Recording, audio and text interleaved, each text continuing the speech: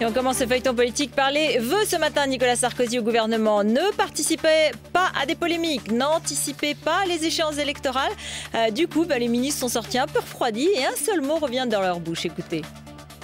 Quelle est la feuille de route, M. Juppé? Très déterminée et travailleuse. On va travailler.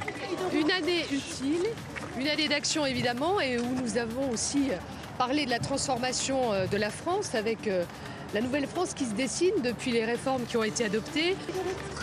Très sérieux, très studieux. Le travail, très sérieux et très studieux. Alors Alain Juppé, vous venez de le voir, il ne veut pas se cantonner à la défense, qui est son ministère, même s'il est numéro 2. Il tient à s'exprimer sur tous les sujets, les 35 heures par exemple. Sur son blog aujourd'hui, il propose l'abolition pure et simple de cette vieille idée, je cite, du siècle dernier.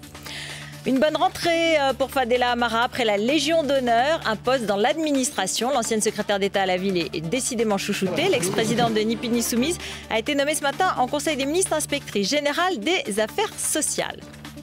Et puis l'ancien journaliste Jean-Marie Cavada n'est pas encore habitué à la langue de bois des porte-paroles. Il représentait le nouveau centre et il a dit franchement ce matin que son boss Hervé Morin pensait vraiment à l'Élysée.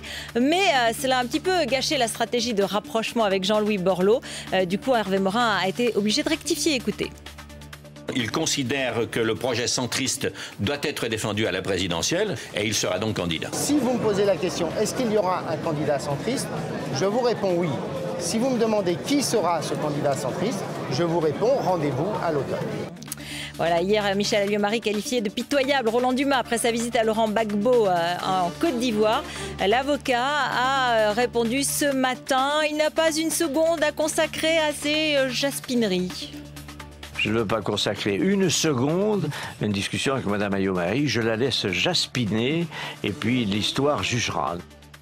Enfin, ministre de l'Éducation, cela mène à tout, y compris à défendre le style de son président.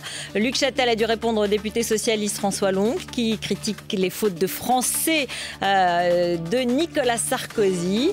Réponse du ministre publiée par le site Le Poste. Le président de la République parle clair et vrai. Il refuse un style amphigourique et les circonvolutions syntaxiques qui perdent l'auditeur et les citoyens. Voilà, ça c'est la réponse claire et vraie de Luc Châtel.